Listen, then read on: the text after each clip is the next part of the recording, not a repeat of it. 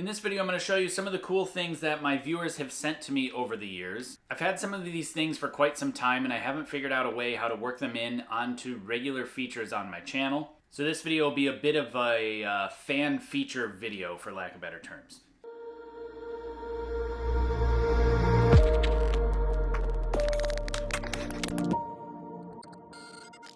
So these are some of the things that I've actually been sent over the past couple of years to the P.O. box that's listed down in the description below. And like I said, I don't know how to work these in. And some of them I have gotten that are actually products that I've reviewed on the channel, but some of these are a little bit more interesting, and I don't know how else to work these in other than to just show you them. And I feel like, you know, people really took some time out of their days of work and all sorts of other things to send these in, so I figured I'd like to show them to you because I think some of them are pretty cool. Now, some of these things are coming from some companies to feature some of their stuff on the channel, and that's really cool. I'm happy to do so because some of them are pretty cool. Like this one right here is actually a limb holder that FlyBoy Archery, I believe. Yeah, it's FlyBoy Creations.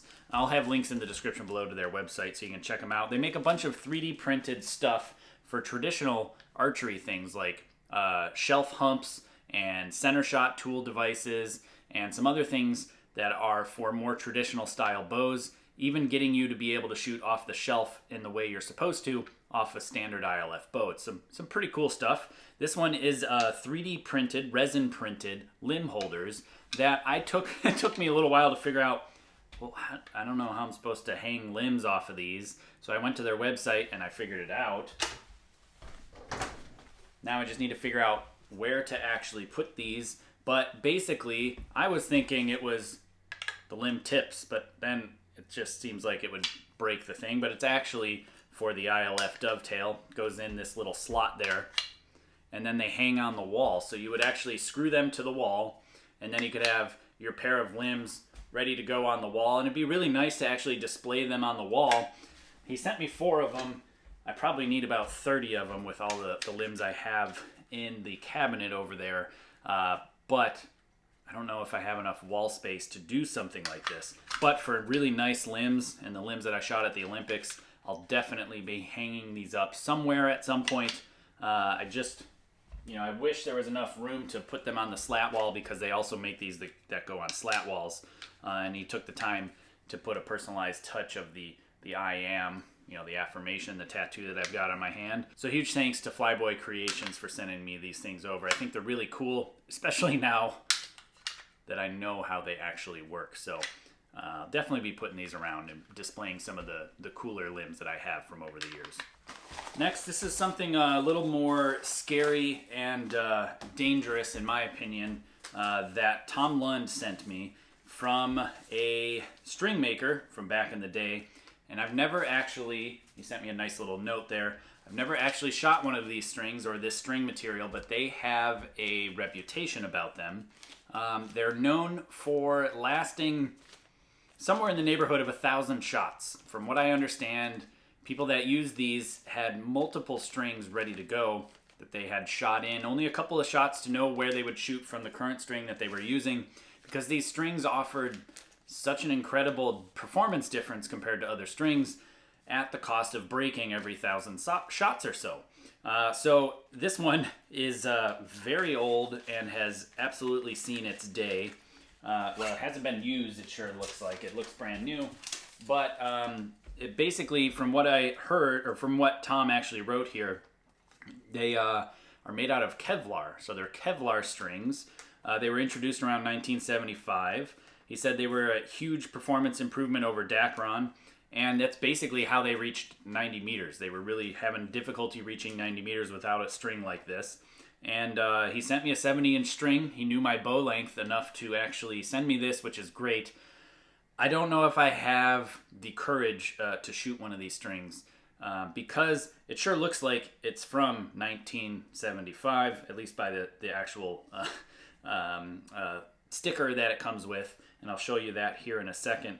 And this string was apparently made by a former world champion, Vicky Cook. She won 1962 in Helsinki, which is pretty cool. So, he sent it to me to actually review, and maybe if I get the courage up enough, I'll do some sort of performance you know, comparison to current strings, but I'm just not sure. I mean, you can just take a look at this. It's old enough to where Hoyt Easton logo together, it's on the side. So that was from when they were kind of sort of starting to separate as a company to create their own separate companies. And yeah, you can see that Hoyt Archery logo, Hoyt Easton logo there. And the string looks pretty good to me, actually. Oh, it's got a clear center serving made out of what I'm assuming is most likely monofilament. Really good, actually, but once they fail, they completely unravel. But the string itself, I mean, it looks fairly well built. The yellow color is very interesting as well. I mean, it looks like a standard string to me, but it's a ticking time bomb, and it's got about 1,000 shots in it. If it was new, and it sure looks new, looks brand new, but I don't know how confident I am in a string lasting this long that has been sitting around for who knows how long and has seen, I don't know what kind of conditions in somebody's, you know, potentially Tom's attic or something. And I don't know if I can bring myself to shoot this. Maybe at some point I will. Maybe I'll have to wear a full-blown safety gear and go get some like catchers, you know, baseball catchers padding and all sorts of stuff. But I don't know. I don't know about this one. Very cool. And thank you, Tom, for sending me something so neat. Especially because it has a little bit of history behind it, you know. Next is something from Steve Yee out of Phoenix. He sent me a couple different things. One thing is a fidget toy, which is in an archery livery, I don't know, archery colors. It's a fidget toy spinner for quivers. I don't know if Steve sells any of these things, but he did send me this as what he said is the ultimate quiver toy. And he also sent me the ultimate Beiter wrench that he has 3D printed as well. Sent me a couple of them. And essentially what this is the Beiter wrench on this side that would fit your standard plunger. I've broken several of them. As you know, if you've watched any videos on this channel, I break everything because I over tighten it, and using a plastic wrench to tighten something that's metal going into something metal, I shear those little detents off, those little pins all the time. And this will definitely come in handy because I definitely need a couple of those. And this end, on the other end of it, is for the Beiter clicker, so you can put it on as a wrench and really crank that thing down and tighten it. And I don't even know if I have a Beiter clicker wheel anymore, because I've got a bunch of AAE gold clickers, and I have one win-in-win carbon clicker. I actually really like the carbon clicker. I thought I wouldn't, because normally I like to shoot clickers with the plastic tip on it, like a metal clicker with a plastic tip, so it hides the scratches and dings and machine marks on my points. And when I would have the plastic piece break off, I can't shoot with the clicker because it gets hung up on the machine grooves from machine marks on the points. But the metal tip on the carbon clicker is actually really nice, and it works quite well, despite being metal on metal, and I can't feel the actual clicker tip on the actual arrow point, so it's nice. So I don't know if I can actually ever use this thing, but it sure looks nice, and I think it'll work really great, because I did see that some of the win-in-wins now are coming with like plastic knobs that are tools to tighten them down, and they never move. I can't move them at all when they're tight, sufficiently tight, and this thing will really help that. So thanks to Steve for sending me these as well. Yeah, it's just taken me forever to get around to some of these things, so I apologize to the people who've sent me these things, spent the time and effort and energy and the money to send me these things. Really, really appreciate it. I apologize for taking so long. And this last thing is actually coming from a fellow Olympic medalist, Alec Potts. I haven't gotten around to reviewing this as well. And actually, he just reached out to me and apparently sent me a different version of what these are, and they got returned to him, so I got to get in touch with him again. But what he sent me is his own creation from Eliza Archery out of Australia. These are the E1 Archery Products clickers, and there is a sexy leg version that is a carbon fiber leg that looks like a a sexy leg, and a regular standard clicker. And they also have these wrenches as well in these kits that allow you to really, really crank them down against the bow. I think they're very nice clickers, but he offers two different stiffnesses. So you can see here, it is a leg. In fact, that is a clicker, E1 Archery. Once I get the ones that I'll actually use, I'll do a full review of these and post it as a standard video eventually. But I have these, so I wanted to show them so I could actually give them a shout out. And the wheel that tightens down the leg has its own wrench as well, so you can really crank them down and have a nice positive lock. The actually fit and finish there on the piece, it's good. So definitely, I can't wait to use one of these. The reason that I haven't reviewed this is the heavy version that's supposed to be a very distinctive and definitive click that's really, really, really loud, so you can hear it differently than all the other clickers that are out there that are next to you. Really good idea, but for me, I told him because it's so stiff, in my opinion, it's not going to work for what I need in a clicker, for my particular preferences and what I've learned over the years. And I will share with you, once I get the regular version, not the stiff version, more details on that. But essentially, it can be so hard that it can actually push the plunger in, and when it clicks, the arrow launches out away from the bow. Very exacerbated by longer arrows that are longer than the standard plunger, considerably longer, because it actually flecks the arrow a little bit before it clicks.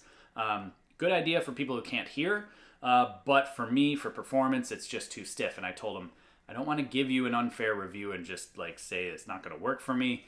Do you have something else? And he does have a thinner version that has less snap to it.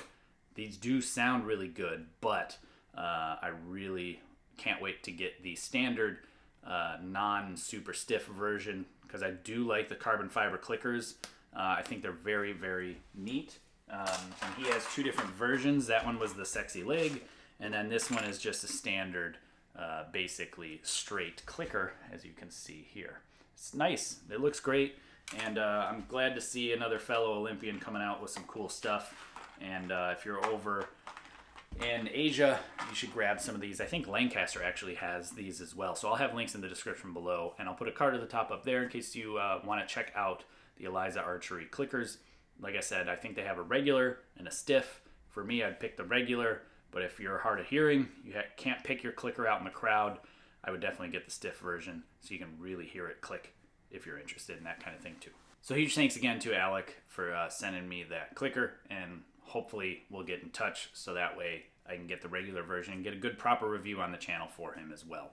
Now, that's really about it. I've got a couple of other things that I want to show to you that are more product reviews that I've given. So I'm going to do some more product reviews here in the near future, kind of trying to get through a backlog of things that I've had over the last bit of time that I've been sent that I would like to get done and out there, so that way you all can check it out, as well as I can just kind of take that off my plate. Some of the things that have just been weighing on me a little bit that I really wanted to get taken care of, to really fill in all the stuff that's just been lagging behind around here because of various different things that are happening behind the scenes that I am super excited to share with you, and I cannot wait to release some videos and some things we've been working on behind the scenes.